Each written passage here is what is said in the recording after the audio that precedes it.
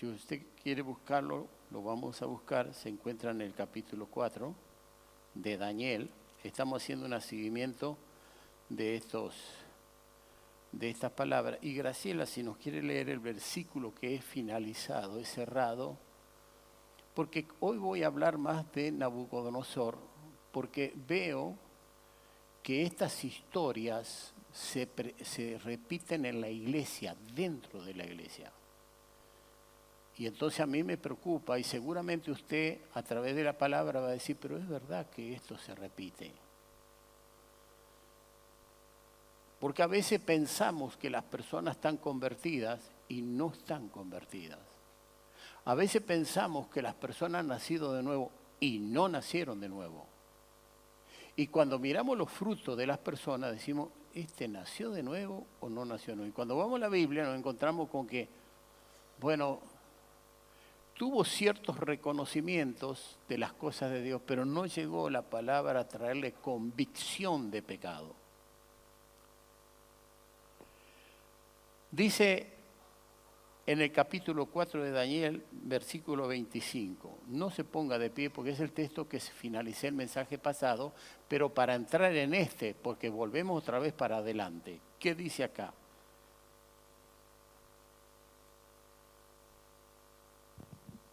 Versículo 24, vamos a leer hasta el 25.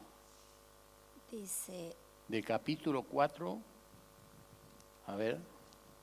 ahora sí.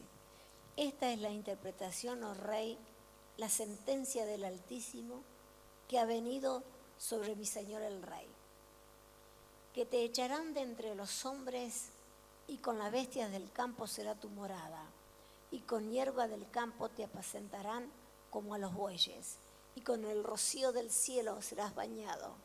Y 7 tiempos pasarán sobre ti hasta que conozcas que el Altísimo tiene dominio en el reino de los hombres y que lo da a quien Él quiere. Amén. Bien, sentencia de Dios. Yo he dicho muchas veces que por ahí Dios te va a sentenciar y hasta que no pase el tiempo que Dios te sentenció, no vas a ser restaurado. Hablé de los 70 años que se pronuncian sobre los gentiles y hablé sobre los 50 años del jubileo. Y dije que a los 70 años Dios puede redimir a los gentiles. Y eso lo pueden aplicar de muchas formas. Y hay un dicho de los viejos, dice, no hay mal que dure 100 años. Ojo que los viejos dicen muchas cosas en el sentido viejo bueno que tendríamos que prestar más atención. ¿Lo está aprendiendo o no? Ahora, ¿qué le pasó a este rey?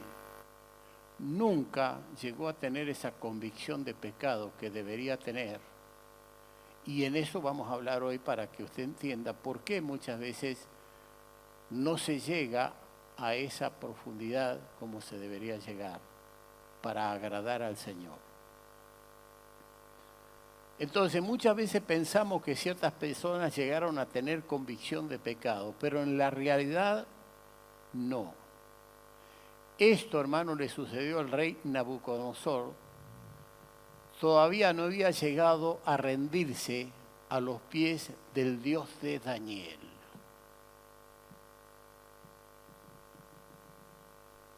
Por lo que mandó construir una imagen, una estatua. Y dice que era de oro. ¿Se imagina si era de oro macizo? 2,50 metros de ancho por 27 metros de alto. El valor que tenía eso. Y la colocó en un lugar donde da el río Éufrates y el otro río allí, para que de muy lejos se pudiera mirar y observar. ¿Por qué? Llegar a gastar tanto dinero, que siempre el dinero es de los pueblos, ¿sí o no? Amén. Y entonces hay algo que en nuestra vida carnal se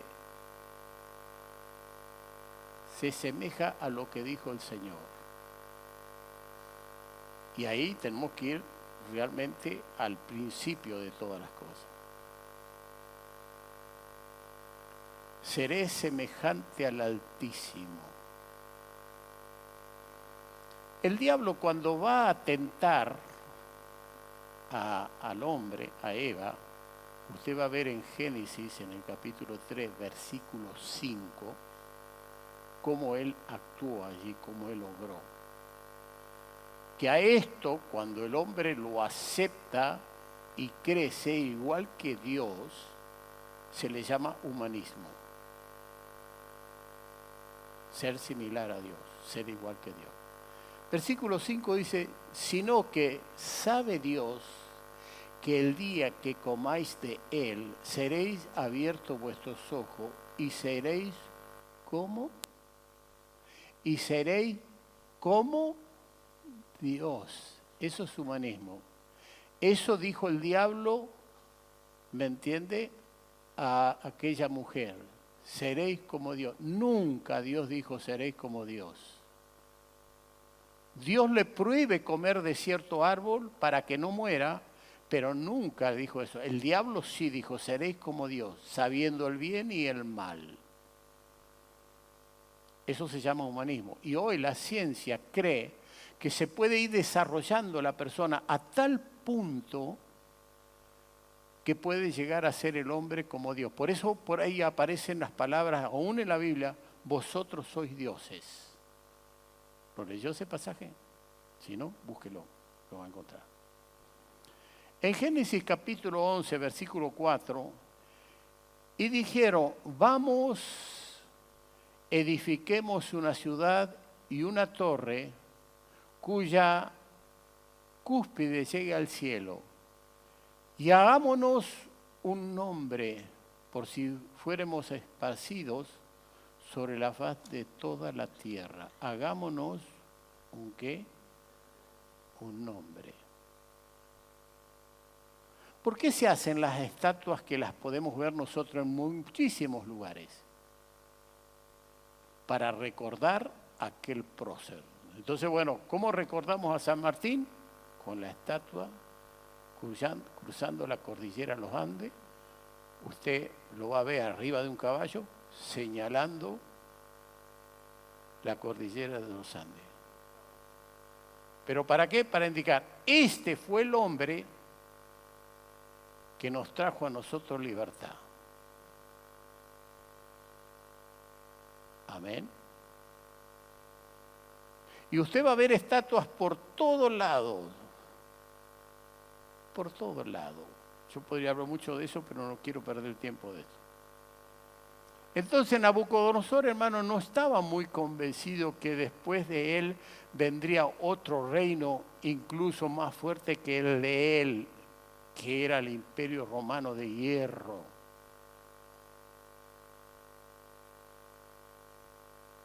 Él aceptó lo que le había dicho allí, ¿me entiende?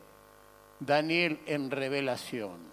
Es más, se postró ante Daniel. Acá también nos dice algo la palabra.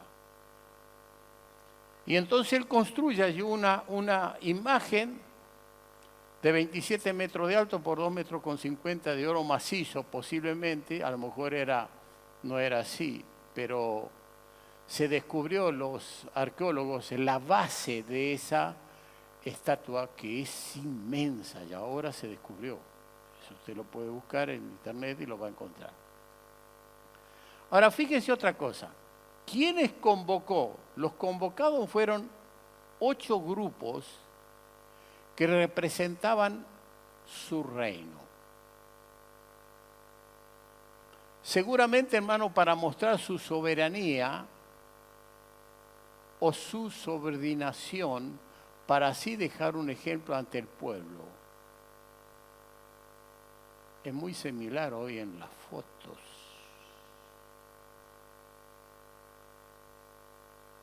¿O no? Le dijeron a nuestro hijo, ¿cómo no te vas a sacar la foto?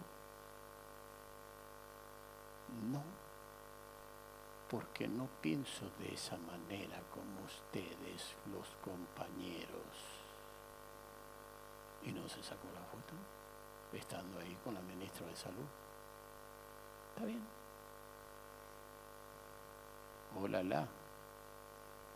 Vio que se convoca siempre a la foto, subordinación.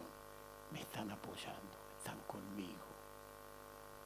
Esto sucedió, hermano, ya en la antigüedad.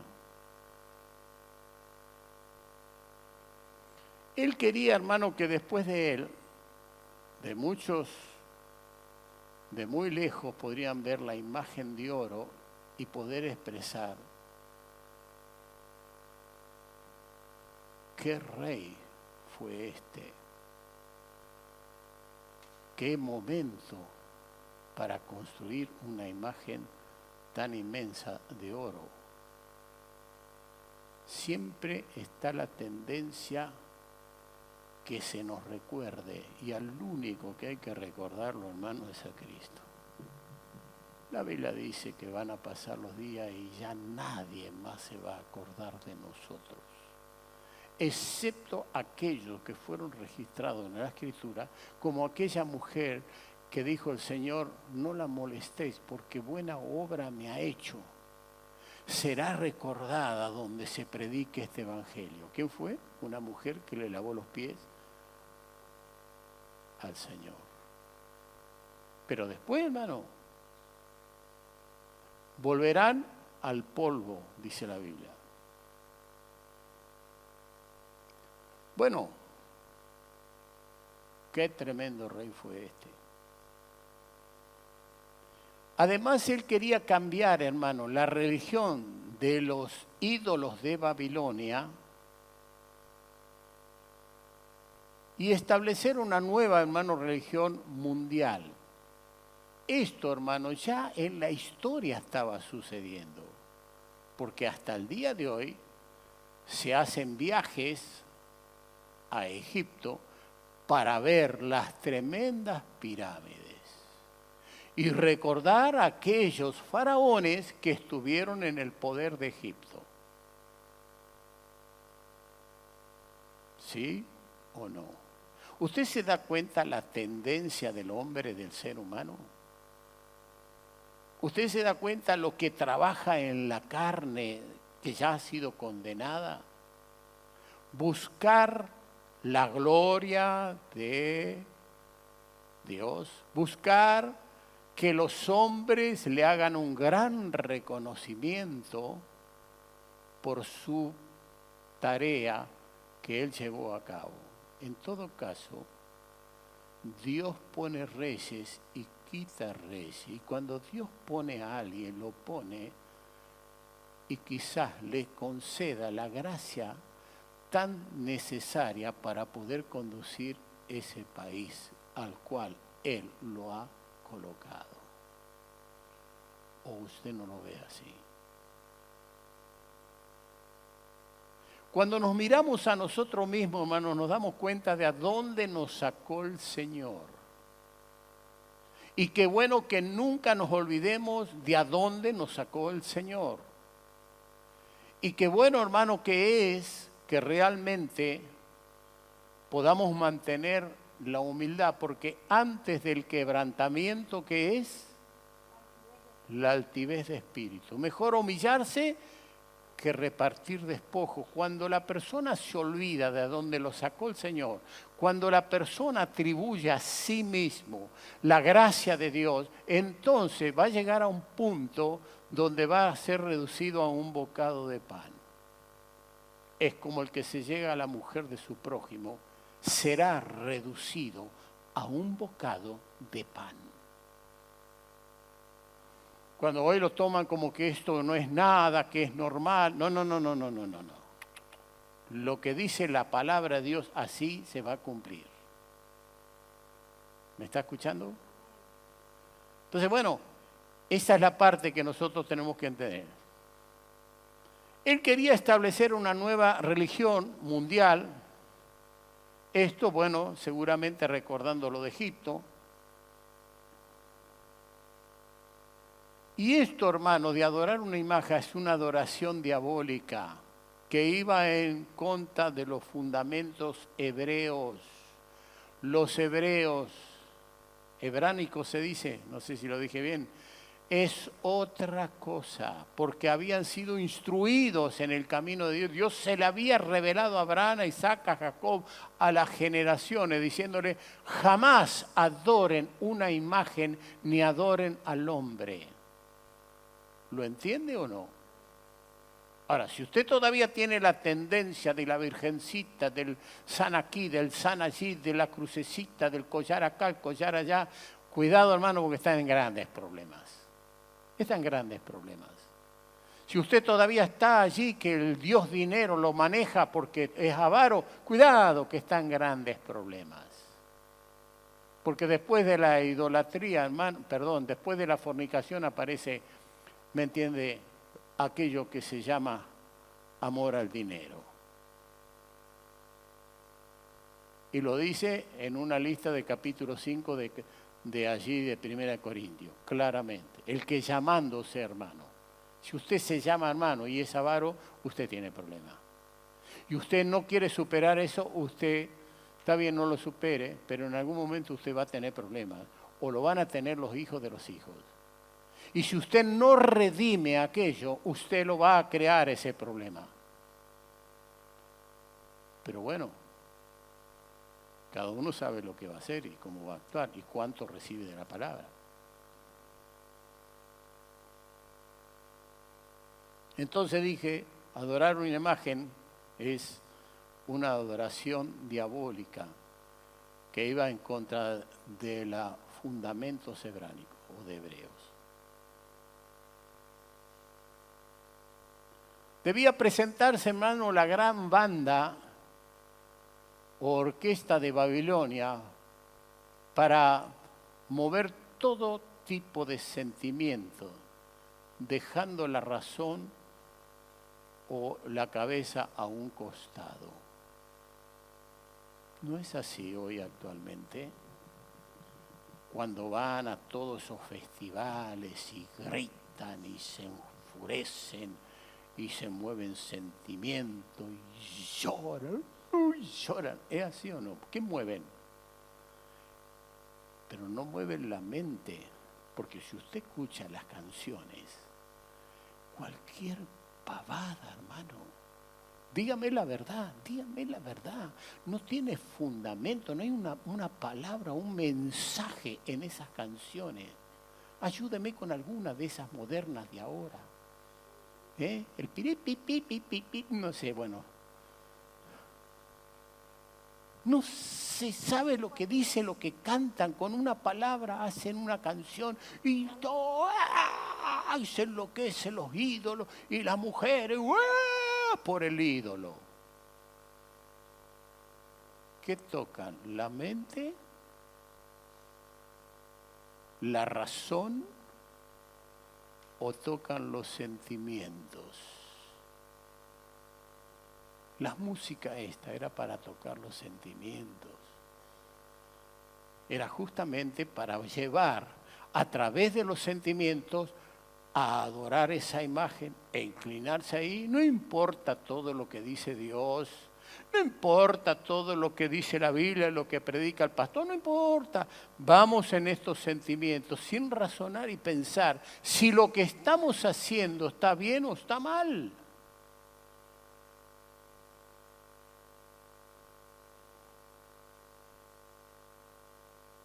Yo no sé cuántos años más me dará Dios sobre esta tierra. Algunos me dicen, está re fuerte, pastor. Sí, pero no saben cómo ando a veces.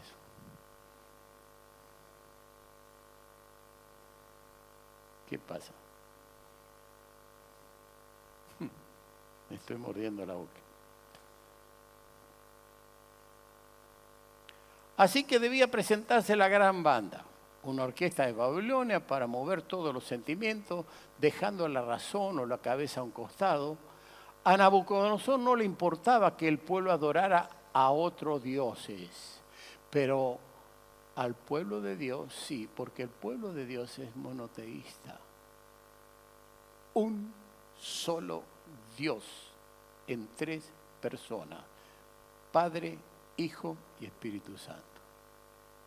Nos mandó a ser discípulos a las naciones, bautizándolos, no dicen los, en el nombre del Padre, en el nombre del Hijo y en el nombre del Espíritu Santo. Un solo Dios. Amén.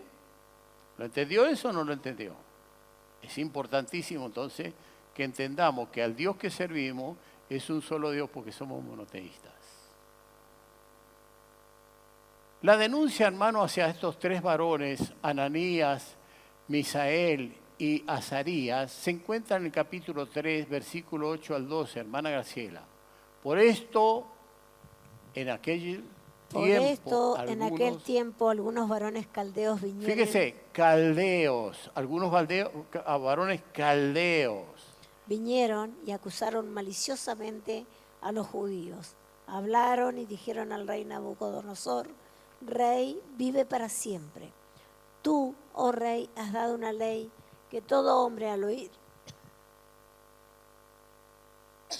oír el son de la bocina, de la flauta, del tamboril, del arpa, del salterio, de la zamponia y de todo instrumento de música, se postre y adore la estatua de oro. Y el que no se postre y adore, sea echado dentro de un horno de fuego ardiendo. Hay unos varones judíos los cuales pusiste sobre los negocios de las provincias de Babilonia, Sadrach, Mesach y Abednego. Estos varones, oh rey, no te han respetado. No adoran tus dioses, ni adoran la estatua de oro que has levantado. Amén. ¿Qué había en estos caldeos? Envidia, celo, que ciertos extranjeros hubieran tomado su lugar, su dominio. ¿Qué se cree este? Hay expresiones discriminatorias, racistas o no, que oímos por todos lados. A veces nosotros queremos decir que no somos racistas, como nos pasó a nosotros cuando fuimos a Estados Unidos. No, esto ya no somos racistas, no tenemos problema de racismo. No. Pero íbamos sobre la cinta ahí en Miami, nosotros caminando y la cinta va corriendo, y al lado nuestro, ¿quiénes iban llevando las maletas nuestras? No eran los rubios, ojos claros.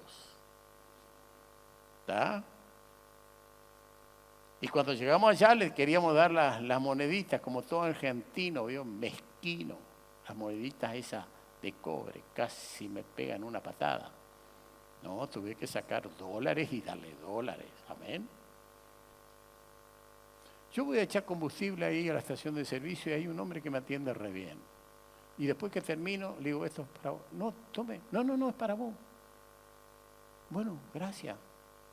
Porque hablando con él me dice, y bueno, yo lo único que aprendí a hacer esto, no, toda mi vida, ya tengo como 20 y pico de años, 30 años trabajando acá y no sé hacer otra cosa. Y le digo, ¿sabe por qué yo le doy esto a usted? Porque en cualquier parquímetro donde voy en la calle, si no le doy algo, algún trapito, me dicen de todo, me insultan y hasta si pueden rayarme el auto me lo rayan. ¿Sí o no? Y a ese hombre que me atiende re bien, ¿no le voy a dar una propina que no te exige nada de nada? Hay que tener cabeza, hermano, hay que pensar las cosas. Y no lo digo por un ejemplo, lo digo porque eso es algo que todos tenemos que tener idea. Entonces el que nos exige, el que nos esfuerza, el que nos prepea, a ese sí, y el que no, nada. ¿Está bien o está mal? Como los políticos, para escucharte y que vos puedas hablar con ellos, tenés que quemarle la puerta de Casa Gobierno, como pasó con Montiel. ¿Se acuerda? No, hermano. Tenés que cortarle las calles, hacer un desastre, quemar medio asfalto que después ya queda marcado para toda la vida. ¿Me entiendes? No es así.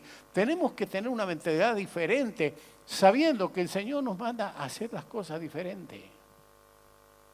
Porque la Biblia, a los extorsionadores, ¿qué le dice? No exijáis más de lo que está establecido, ¿o no dice así? Bueno, Entonces estos 3 judíos fueron acusados maliciosamente. Pensemos en qué momento fueron descubiertos estos varones. Seguramente por algún envidioso, dice que era un caldeo, que tenía celo, o posiblemente cuando no se inclinaron a adorar la imagen y permanecieron en pie. Ahora se imagina todos a inclinarse y ellos puestos de pie. ¿Fueron vistos o no? ¿Y quién lo vio? Seguramente los que tenían celo, los que tenían envidia. Ahora en la iglesia no hay celo ni envidia. No.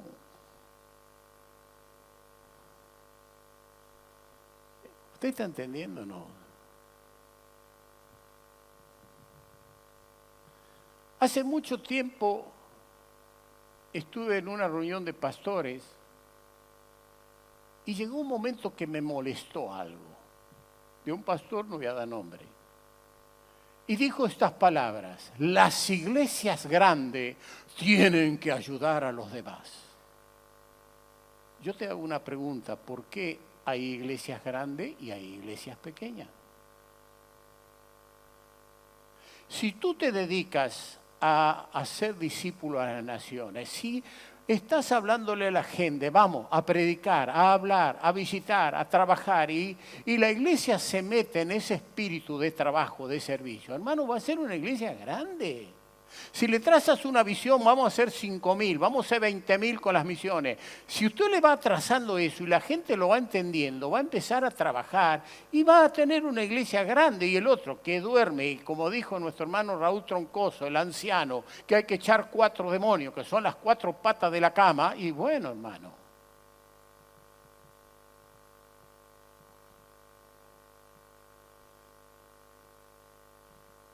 Tuve que corregir eso y no le gustó mucho a la persona. Cuidado, hermano, porque la obra de Dios demanda un montón de cosas.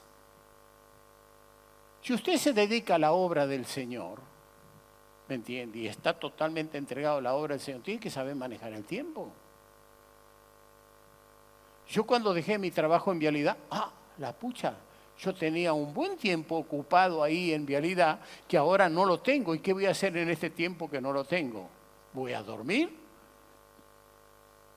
¿O voy a usar los mismos horarios para trabajar en las cosas del Señor? Ya sea estudiar la palabra, hacer esto, visitar a alguien, etcétera, etcétera. Hermano, uno tiene que saber esas cosas.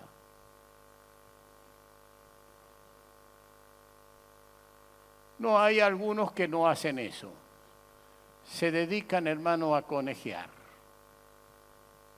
Y yo tengo ganas de agarrar a alguno y decirle: yo te voy a enseñar a cazar conejos, la liebre. Y entonces va a decir: ¿cómo? Llevo una escopeta, llevo un rifle, llevo una carabina. No lleve nada de eso, lleva un palo nomás. ¿Cómo un palo? Sí, con un palo vos podés cazar la liebre. ¿O no es así? Porque la liebre, cuando se reproduce, hermano, queda tan jodida que vos vas y la agarrás con un palo, le pegás un palo en la cabeza y la agarrás. Ahora, ¿no te enseña algo la naturaleza?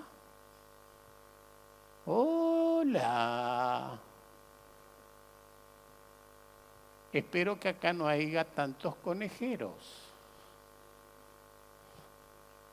donde tristemente las esposas por ahí dicen: ¿qué hago con este? No lo aguanto más. Vamos, hermano, ¿vamos a aprender o no vamos a aprender? ¿Está dispuesto a escuchar? Porque no diga esto, no diga lo otro. No, yo lo digo porque ese es un problema que está dentro de las iglesias, hermano. A Martín Lutero le dijeron: ¿cuántas veces debo tener relación sexual yo con mi esposa?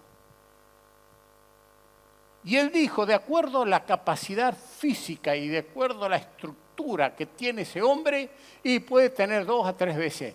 Pero no todos los días, hermano.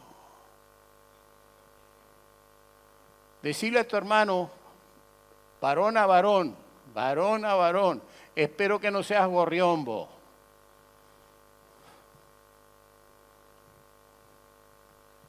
Ahora, ¿usted no quiere oír eso? Que todo sea ceremonial, qué lindo, qué palabras exactas, justas para esto. ¿Y esas realidades no las ven? Dios te bendiga.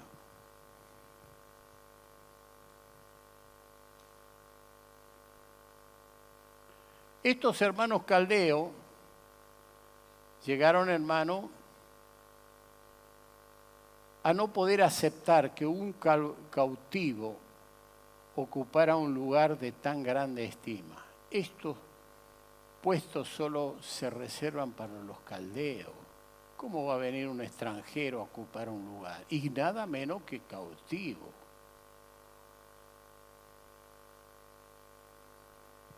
Entonces, dos acusaciones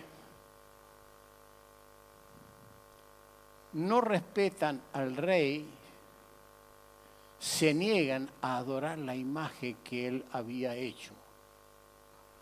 La pregunta que nos hacemos y que se han hecho muchos que estudian la Biblia, ¿dónde estaba Daniel? Porque, hermano, en el testimonio de estos tres superan a Daniel. Vamos a leer ese texto que dice: el que haya su vida la perderá, y el que pierda su vida por causa de mí la hallará.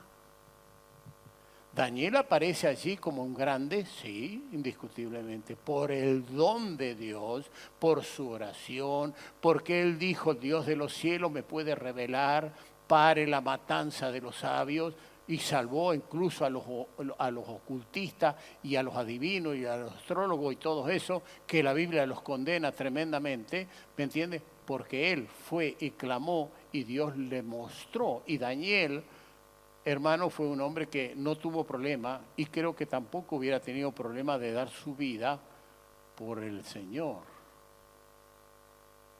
Pero Daniel no aparece acá. ¿Por qué no aparece? No aparece porque seguramente estaba en un puesto tan elevado que lo había puesto Nabucodonosor, que no se atrevieron a acusarlo. Por ahí hay gente que no se atreve a acusar, porque dice: no, para, si lo acuso y se enoja el rey porque lo acusé, a quien el rey lo había puesto allí, como pasó con José también en la historia de Egipto. Por la mano de José se hacían todas las cosas, ¿o no es así?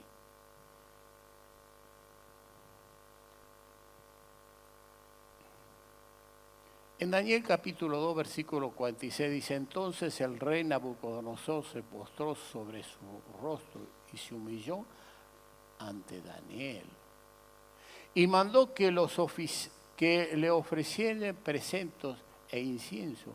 Fíjese la orden que había dado Nabucodonosor. Y entonces estos caldeos, en alguna manera, dijeron: no lo podemos acusar a Daniel. Daniel está en un puesto muy elevado.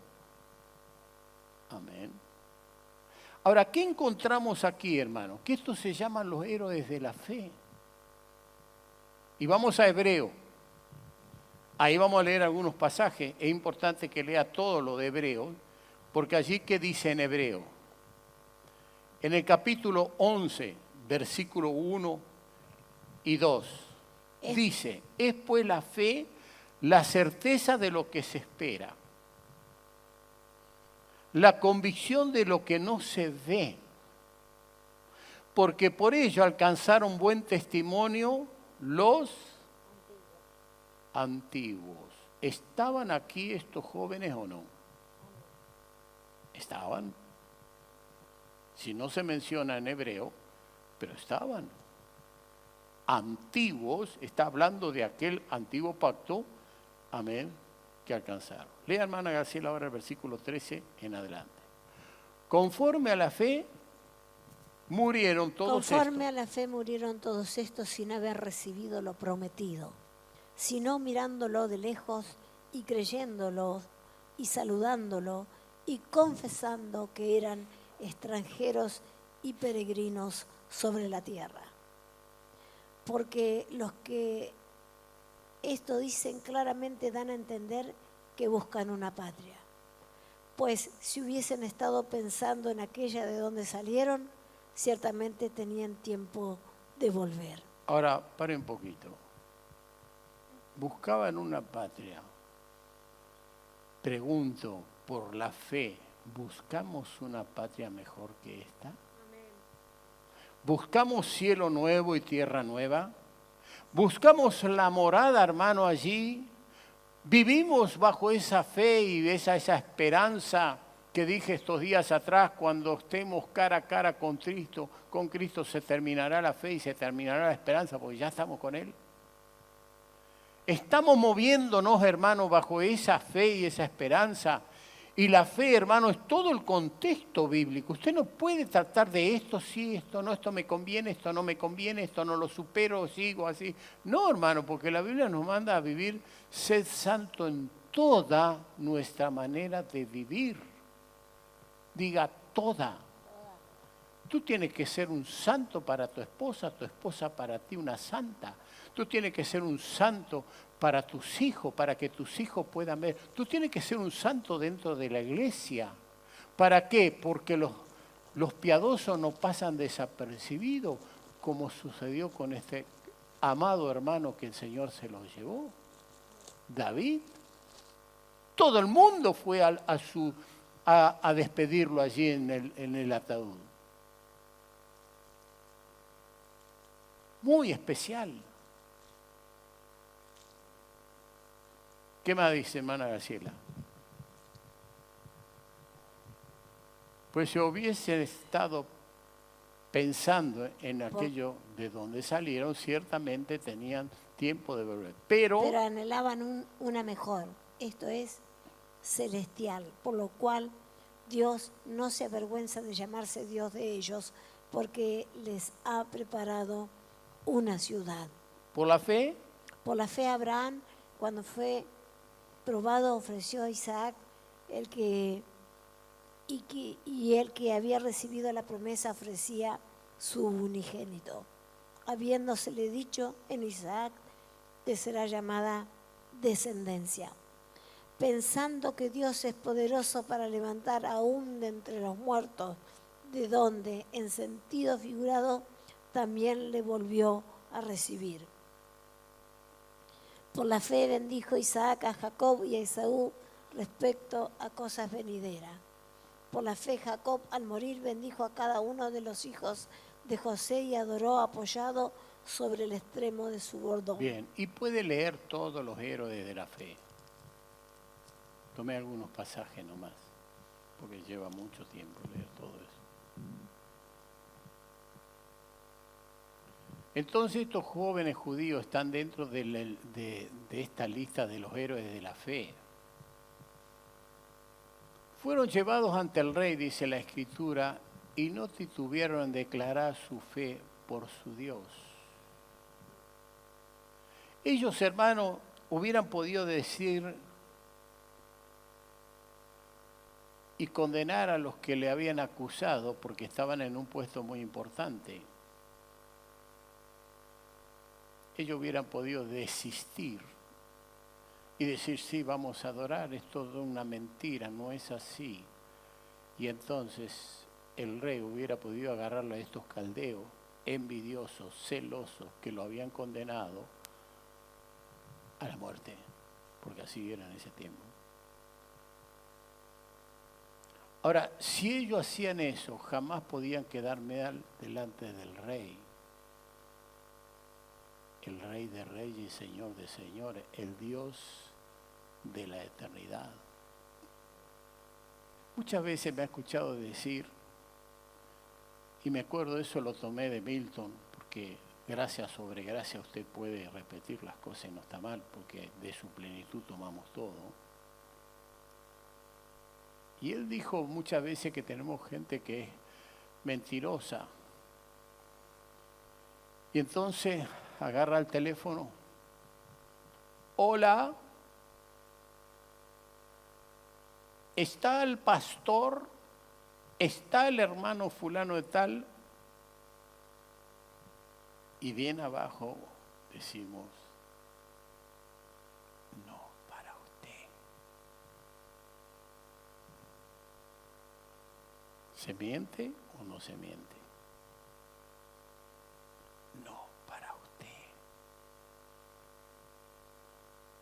¿Está o no está?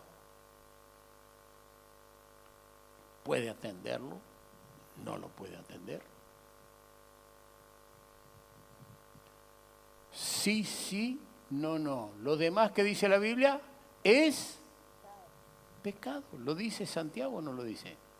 Es claro eso. Entonces, nosotros tenemos que saber que tenemos que ir creciendo y superando todas las cosas. Es cierto que por ahí te cansa tantas veces las personas llamando. Ahora,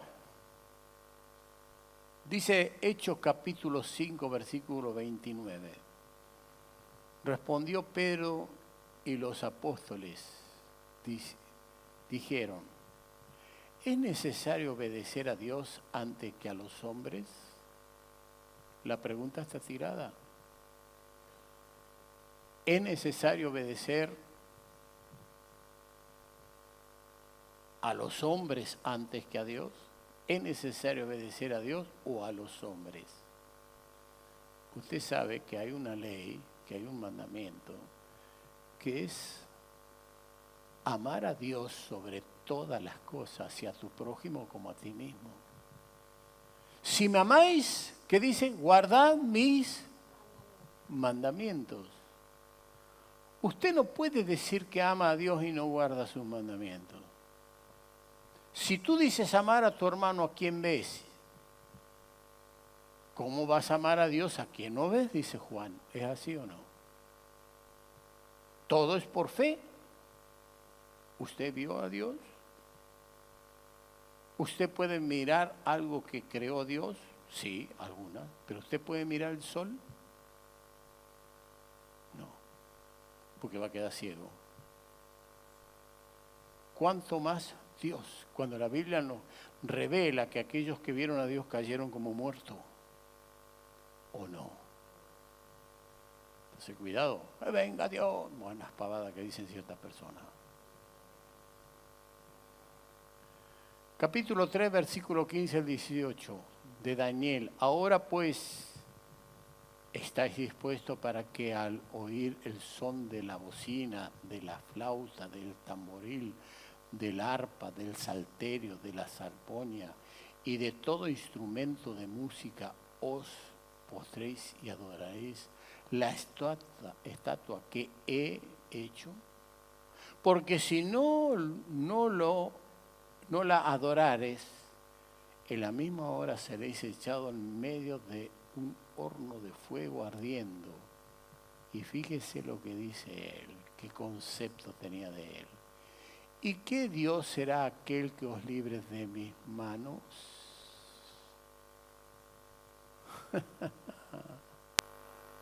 ¿Se creía superior o no? Sadrac, Mesac, Abednego, respondiendo al rey Nabucodonosor, diciendo: no es necesario que te respondamos sobre este asunto. He aquí nuestro Dios a quien servimos puede librarnos del horno de fuego ardiendo. Que dijeron: al Dios que servimos nos puede librar del horno. Quizás en algún momento ellos en sus emociones pensaron y dijeron: bueno, si es hora que tengo que morir, si es hora que tengo que morir como un chicharrón adentro del aceite, si es hora de que tengo que dejar mi vida, acá estoy dispuesto. El que haya su vida la perderá, el que pierda. Hermano, no sabemos lo que va a venir sobre esta tierra. Sabemos que hay muchas cosas que anuncia, pero cuando llegue la realidad, tendremos esa convicción profunda de decir: bueno, si tengo que dar mi vida, la doy. Sobre este asunto. He aquí nuestro Dios a quien servimos puede librar del horno de fuego ardiente. Y de tu mano, oh Rey, nos librará. Y de tu mano, oh Rey, nos librará. Y si no sepa, oh Rey, que no serviremos a tus dioses, ni tampoco adoraremos la estatua que has levantado. Convicciones profundas, fe determinada, vida de acuerdo a la palabra de Dios. Y eso es lo que nos hace diferente, hermano, a los creyentes.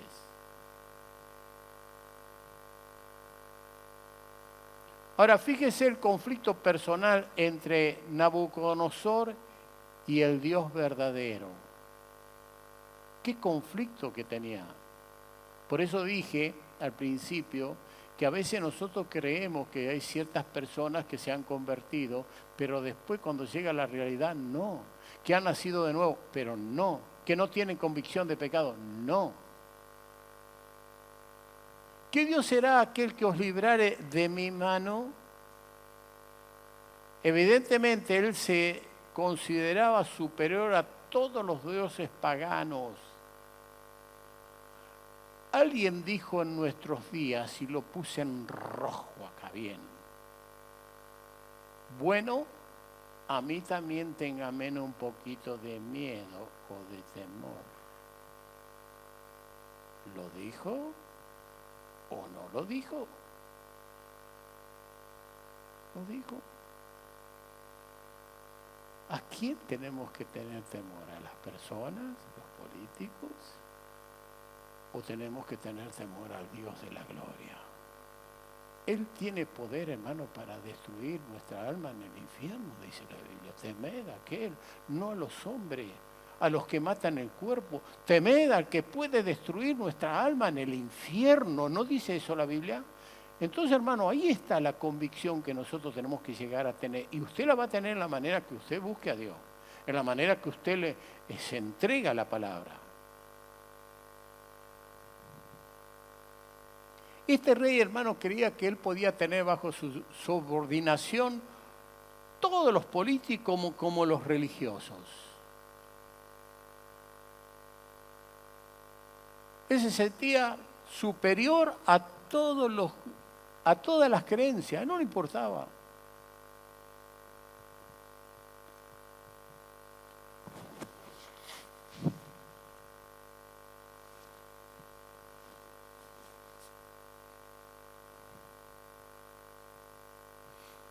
Vamos a comparar Segunda de Reyes, capítulo 18, versículo 30 al 35. Escuche bien, hermanos. Así la nos va a leer. Segunda de Reyes,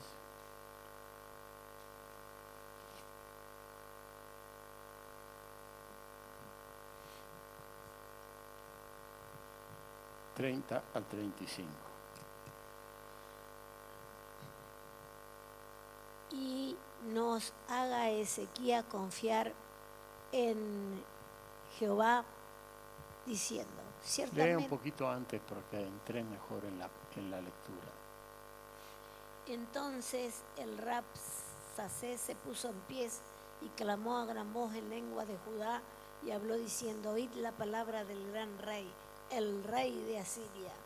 Así ha dicho el rey, no os engañe Ezequías, porque no os podrá librar de mi mano. ¿Qué dice? No se engañe el pastor, el profeta, el evangelista, el hombre de Dios, el ministerio. No se engañe. ¿Y qué dice? ¿Quién podrá librarnos de qué? De mi mano. ¿Se sentía superior o no se sentía superior a Dios? Bueno, ¿qué más? Hasta 35. Nos haga Ezequías confiar en Jehová, diciendo, ciertamente nos librará Jehová y esta ciudad será entregada en mano del rey de Asiria. No escuchéis a Ezequías, porque así dice el rey de Asiria, haced conmigo paz y salid a mí, y coma cada uno de su vid y de su higuera, y beba cada uno de las aguas de su pozo, hasta que yo venga y os lleve a una tierra como la vuestra, tierra de grano, de vino, tierra de pan, de viñas, tierra de olivas, de aceite y de miel, y viviréis y no moriréis. No oigáis a Ezequías, porque os engaña cuando dice, Jehová nos librará. ¿Acaso alguno de los dioses de las naciones ha librado su tierra de la mano del rey de Asiria? Hasta el 35, Graciela. Sí. ¿Dónde está el Dios de Amad y de Arfad? ¿Dónde está el Dios de Serbaim y de Ena y de Iba? ¿Pudieron estos librar a Samaria de mi mano? ¿Qué Dios de todos los dioses de esta tierra ha librado su tierra de mi mano para que Jehová libre de mi mano a Jerusalén? ¿Qué decía? No lo escuchen a los predicadores, no escuchen a los pastores, no escuchen a este profeta. Dice, ¿acaso estos dioses, paganismo, imágenes, estatuas, tienen ojos pero no ven, tienen manos pero no palpan, tienen pies mas no andan? ¿Cree usted todavía en esa virgencita, en esa estatua, en esas cosas? ¿Todavía está en eso? ¿Cree en este Gauchito Gil? ¿Cree en esta difunta Correa? ¿Cree todavía en todo ese paganismo? En claro, ¿quién le podrá librar de un rey poderoso como venía? De esos dioses no pueden hacer nada, si bien detrás de esos dioses hay demonios disfrazados, pero el Dios monoteísta, el único Dios, sí. Jesús que dijo, todo poder me es dado en el cielo y en la tierra. Amén. Y es todo poder. Él sí te puede librar. ¿Cuántos hermanos han sido librados de enfermedades mortíferas? De cáncer. ¿Cuántos han sido liberados de demonios que le atormentaban de día y de noche? Porque ese es el Dios que tiene todo poder, no los ídolos, no las creencias paganas. Cuidado, hermano, con esas cosas. Amén. Quiero concluir, hermano, con Segunda de Reyes, capítulo 19, versículos 12 al 22. Gracielita, 10 versículos.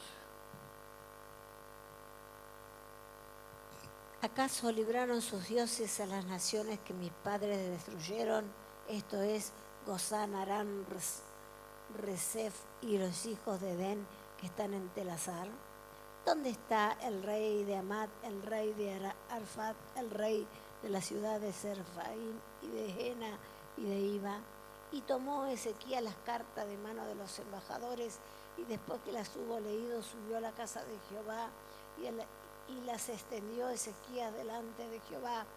Y oró Ezequías delante de Jehová diciendo, Jehová Dios de Israel, que mora entre los querubines, solo tú eres Dios de todos los reinos de la tierra. Tú hiciste el cielo y la tierra. Inclina, oh Jehová, tu oído y oye. Abre, oh Jehová, tus ojos y mira. Y oye las palabras de Sennacherib, que ha enviado a blasfemar al Dios viviente. Es verdad, oh Jehová, que los reyes de Asiria han destruido las naciones y sus tierras, y que echaron al fuego a sus dioses, por cuanto ellos no eran dioses, sino obra de manos de hombre, madera o piedra, y por eso los destruyeron. Ahora pues, oh Jehová Dios nuestro, sálvanos, te ruego, de su mano, para que sepan todos los reinos de la tierra que solo tú, Jehová, eres Dios. Amén. Lo va a leer en su casa, lo va a seguir mirando. Hermano, en nuestro mundo moderno, porque ahora vivimos un mundo muy moderno, se considera, hermano, una virtud ser tolerante con cualquier opinión, aunque se trate de la más descabellada.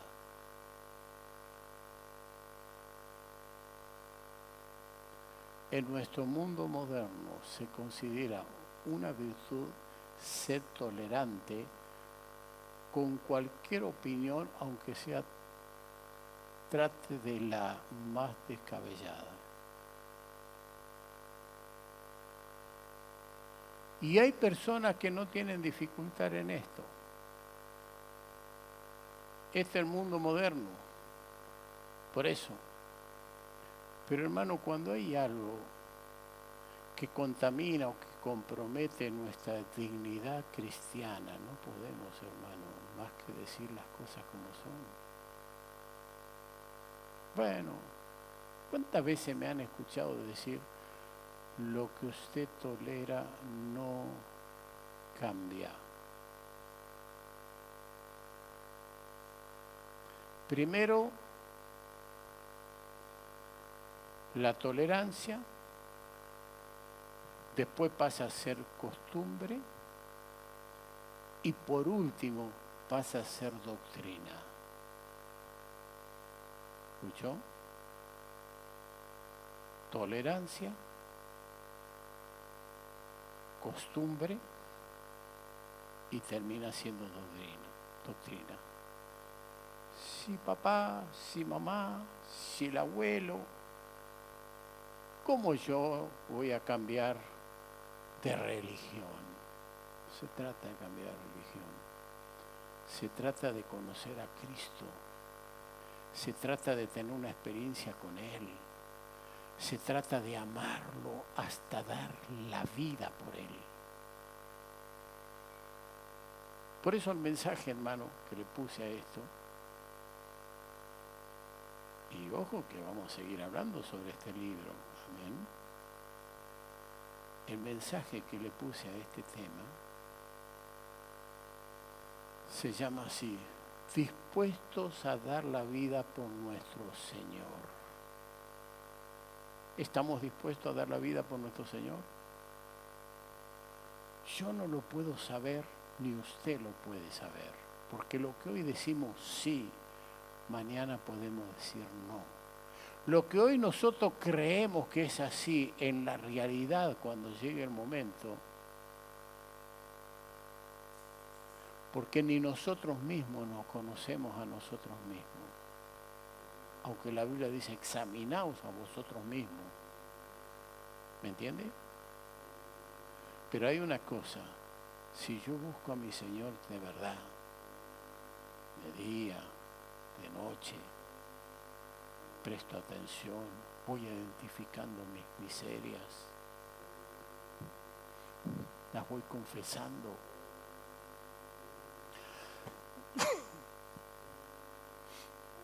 Ese Dios maravilloso, hermano, que le buscamos cada día,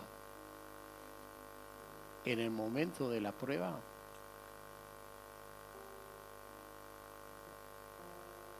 nos va a socorrer. ¿No hemos leído estos días que no nos ha sobrevenido ninguna tentación que no sea humana? Y fiel es Dios que no nos dejará ser tentados más de los que nos podamos resistir, sino que con la tentación también vendrá la salida. Yo le llamo el texto laberinto de Dios. En algún lugar, cuando estamos bajo la prueba, está la salida. Pero ahí hay que permanecer.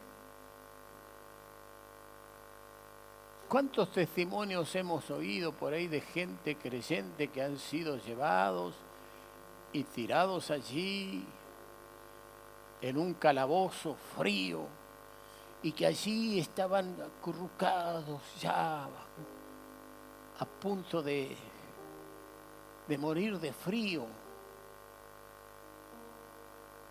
Pero por ahí aparece una lucecita muy chiquitita y que empieza a traer calor y calor y calor. Y llegó un momento que estaba eso calefaccionada, ese lugar frío, terrible.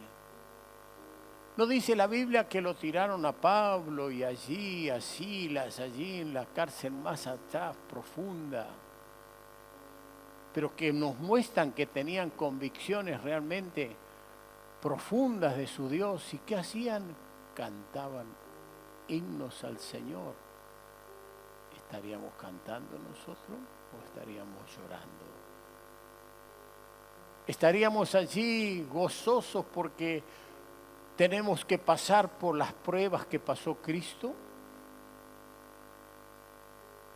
¿Por qué nos está hablando Dios de estas cosas? Aquellos hermanos ucranianos pensaron que vendría esto. Cuando se les preguntó, dijeron, no, hace muchos años que están hablando de esto. Y llegó. Y en un momento se cayeron todos sus sueños y sus anhelos y sus esperanzas. El esposo quedarse a la guerra, la esposa irse, los hijos, separación, llegar a vivir abajo en países ahí donde le traen la comida, raciones, donde ya se terminó todo aquello, sueño y alegría de vivir en una casa artesonada, en una casa con comodidades.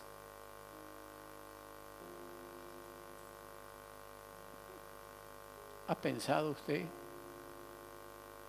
¿Ha pensado que en un momento cuando tuvimos nosotros la guerra con los ingleses, la Margaret Thatcher, la mujer de hierro era, estuvo a punto de tirarnos una bomba atómica en Buenos Aires? Eso se cuenta. Si yo hablo bien o mal, no lo sé. Yo no lo vi, pero sí oí decir que iban a tirar una. ¿Se imagina que hubiera sido de Buenos Aires? ¿Dónde está todo?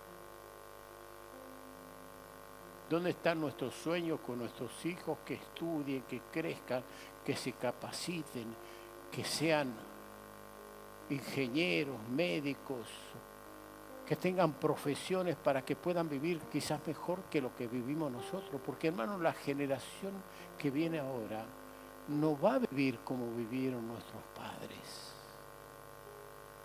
que nacían en el campo y no salían nunca del campo y ese era su mundo. No, la generación de ahora quiere subir arriba en un avión, quiere subir, ir a conocer otros países, otras generaciones, otros pueblos, otras lenguas, otras comidas. ¿O no? Todo va cambiando, ¿o no es así? Pero hay una cosa, hermano, que tenemos que tener convicciones: el Señor. Y buscarle. De día, de noche. Y cuando tú hagas una buena concupiscencia, no mala, de decir yo me voy a levantar a tal hora y voy a estar con mi Dios todos los días. Yo voy a tomar ese día de mi esposa y me voy a acordar y le voy a hacer el cumpleaños o le voy a traer una flor. O ese día cuando nos casamos, ella me dice a mí, 4 de mayo, ¿te olvidaste que hoy es nuestro aniversario? De taquito me la tiró. Y yo por adentro dije, tiene razón, porque yo soy cabeza. ¿Escuchó? Pero se hubiera podido acordar ella, y claro que se acordó, porque la mujer se acuerda, hermano. El hombre no es así.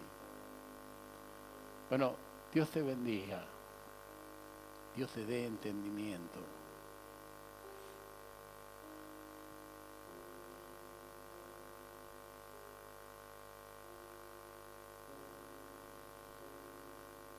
Mateo capítulo 16, hermana Graciela, y terminamos con esto. Versículos 24 y 25.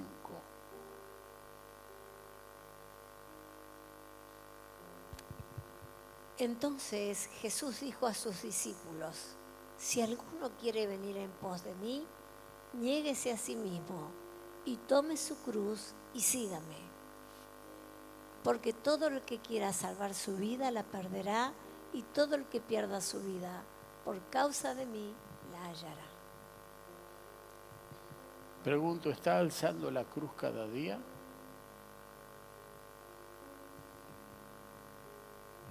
Porque cada día, hermano, hay una cruz que alzar. No es esa que se ponen aquí en el cuello. Si fuera esa, le digo a mi hermano Javier, haceme una buena cruz, lustrámela bien, me la cuelgo acá y sabes cómo ando. No. Es las situaciones de cada día que tienes que enfrentar. Es muchas situaciones que por ahí no las esperas.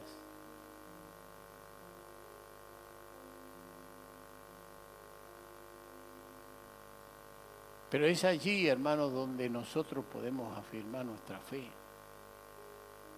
alzando la cruz. Jesús la llevó hasta que cayó. Y tomaron a alguien que venía y se la alzaron y la llevó.